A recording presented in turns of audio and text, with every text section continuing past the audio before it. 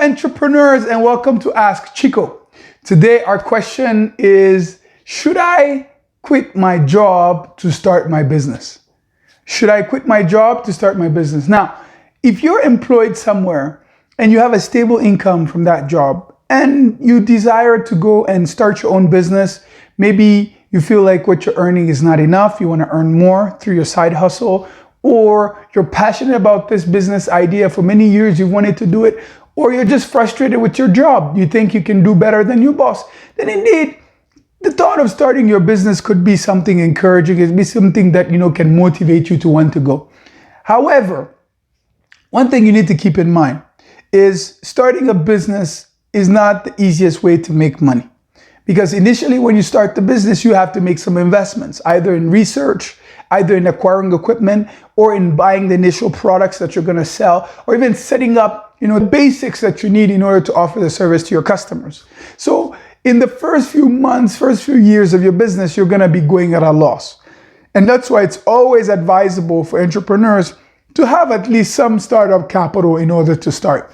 Now, our personalities are different. There are people like myself who in the past have, just gone in, left everything behind, gone, just head forward and said, okay, I want to take the risk and go on, and I'll figure it out along the way. Now, the challenge with that strategy is your mental health is going to pay the price. Your physical health is going to pay the price. Your family is going to pay the price. And so it's going to be a high cost in terms of, sacrifices, pain, loneliness, being broke at times, and not being able to satisfy some of those basic needs or responsibilities that you may need to in order to achieve your goal, right? But at the end of it, when you come out, and you've succeeded and you really have, been able to, get the result that you were aspiring for, you've built a business, you've achieved the contract, or you've, been able to create the enterprise, you could say, well, it was worth it, right? But that's because of the personality type that you have. You're a pioneer, you're a big risk taker, you're someone who's, comfortable being uncomfortable. But everybody's not like that.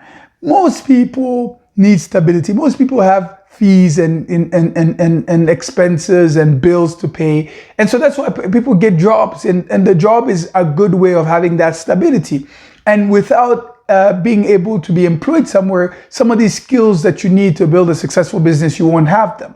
So if you're employed in an organization that is, giving you a certain sort of stable income that allows you on the weekends, in the after hours, to be able to work on your side hustle, work on your enterprise, on your startup, then I would advise you to actually keep that job and save up till you have about 6 months of living expenses, or 6 months of what you need to run your business, or to a place where whatever your business is earning on the side is equal or more to what you're earning from that job. Now, why is this important?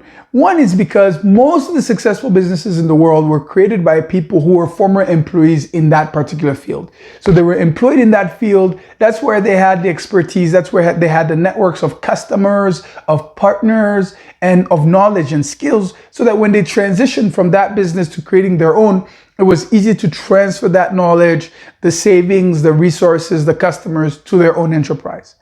But the second reason why it's important is because if you have a family, you have also responsibility to give them a certain level of stability, right? And even if you have 6 months of savings, a year of savings, sometimes they can still be afraid that, oh, what if it doesn't work out 6 months from now, 1 year from now, right? But in terms of just giving them that assurance that indeed you care about them, you care about their needs, and you also need to make sure that their needs are taken care of, that's why the importance of saving up at least your living expenses for 6 months, because it may take you 6 months before you get even your first customer sometimes, if you're, launching something new and maybe you don't have the networks in that field.